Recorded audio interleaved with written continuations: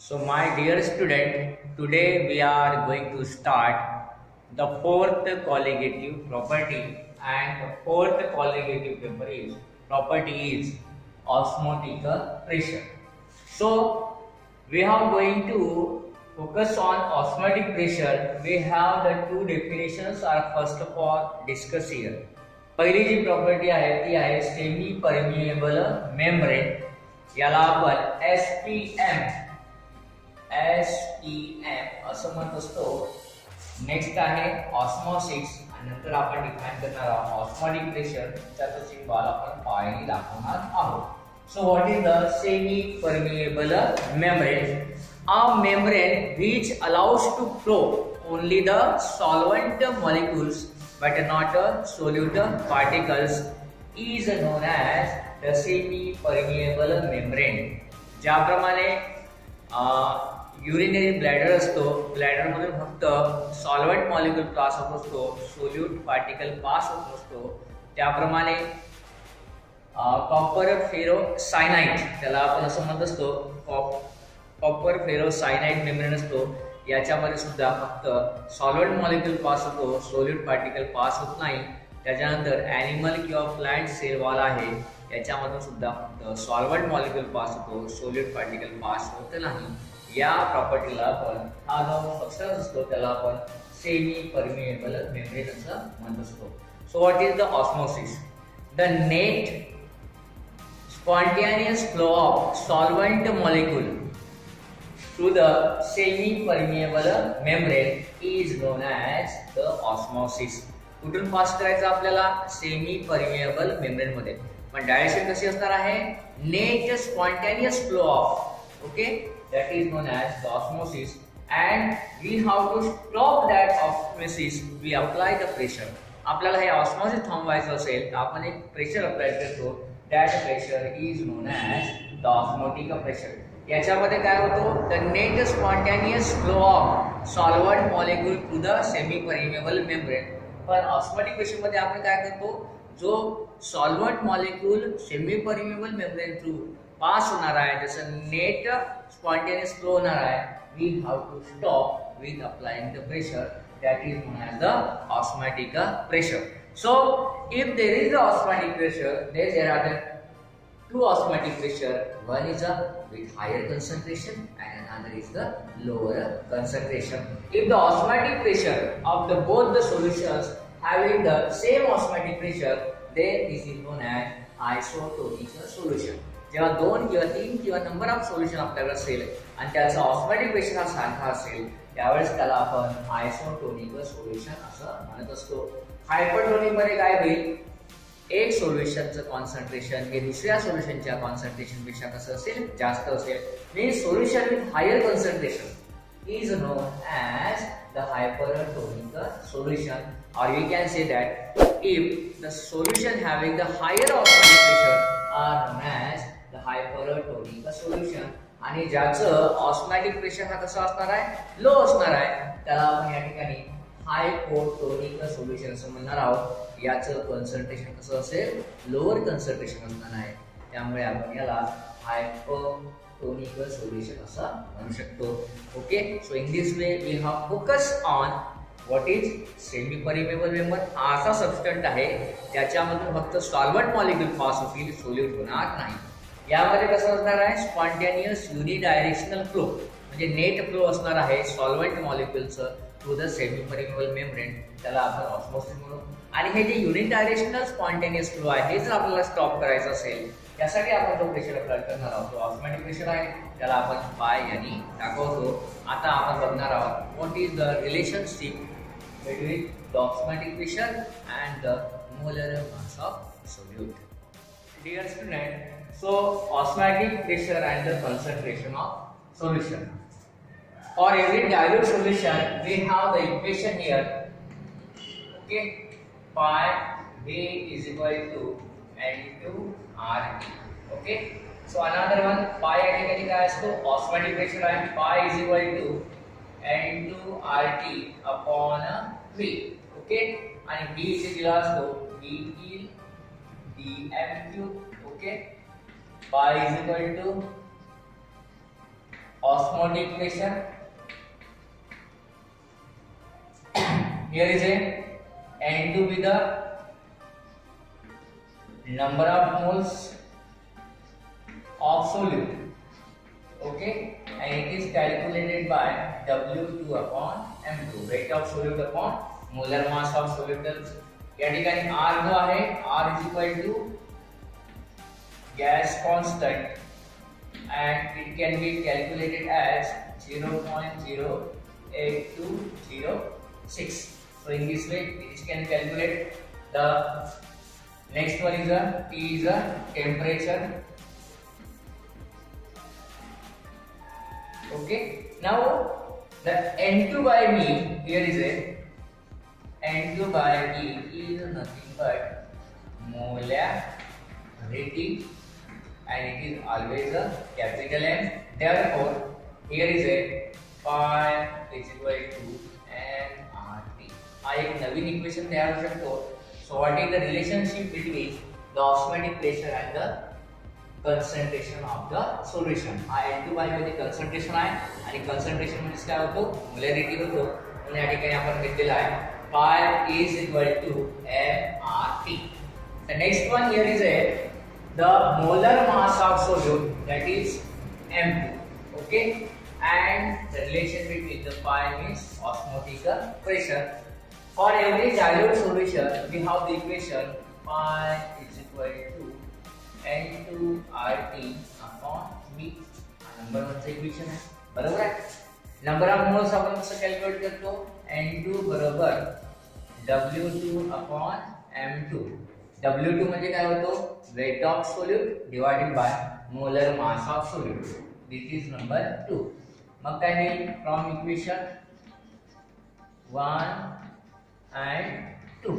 Okay, put करू इथे काय मिळेल, pi is equal to N2 ची व्हॅल्यू पुट करू W2 upon M2 into RT whole divided by, yes, here is a V for volume.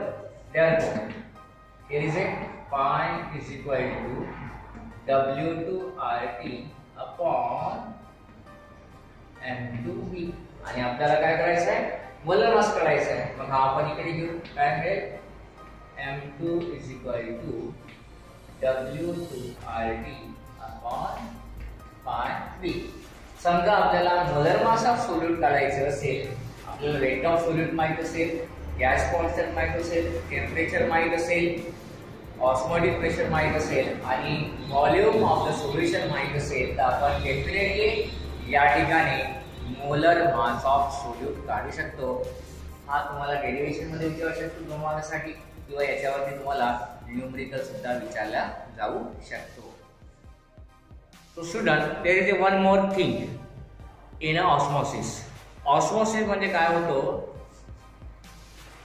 the semi-permeable membrane through which the solvent molecules can be passed, but not a solute particle pass. Okay, so in a semi-permeable membrane जर असेल तर फक्त काय करेल, solvent pass होईल, solution काय होणार नाही, पास होणार नाही, सोल्यूट पार्टिकल पास होणार नाही.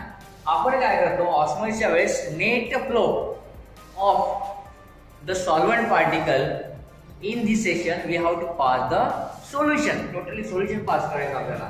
काय केलं आहे बघा, एक्सटर्नल जो प्रेशर आहे आपण हा मोठा असणार आहे आणि याचा ऑस्मोटिक प्रेशर कसा असणार आहे, कमी असणार आहे.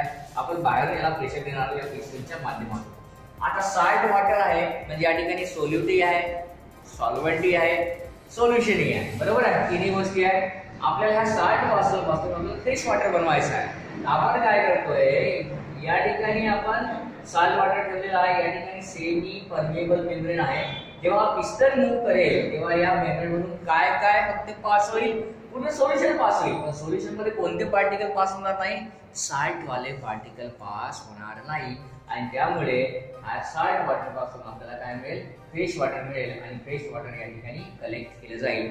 आपण ज्याला रिव्हर्स ऑस्मोसिस म्हणतो, हा शब्द तुम्ही नेहमी ऐकला असेल, आरओ वॉटर, बरोबर आहे. आरओ वॉटर म्हणजे काय होतो, रिव्हर्स ऑस्मोसिसनी तयार झालेलं वॉटर.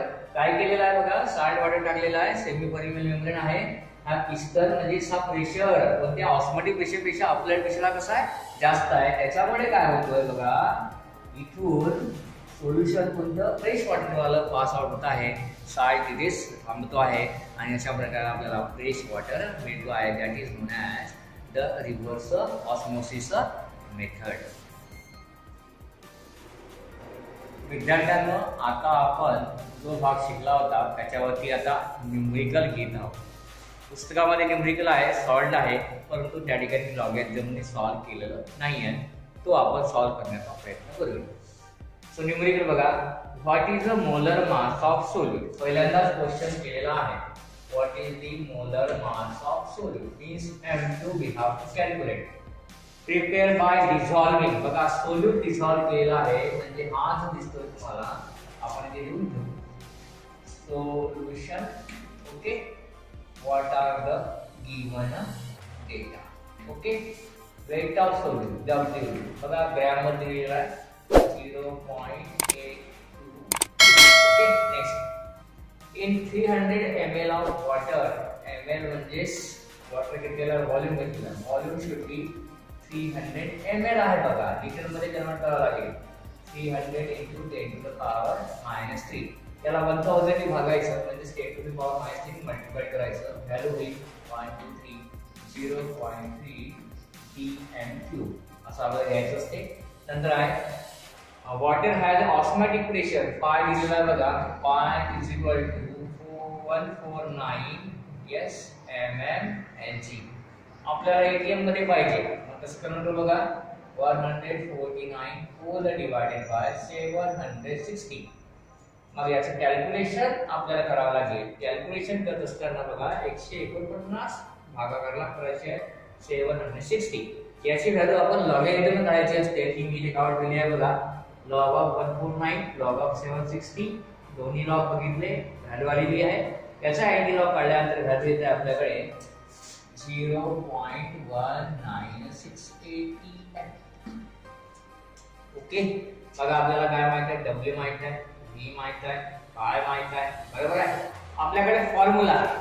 फॉर्म्युल्यामध्ये काय काय असते बघा, आपण आता सॉल्व्ह केलेला आहे. फॉर्म्युला होता आपल्याकडे, the formula is given as M2 is equal to W2RT upon okay by V.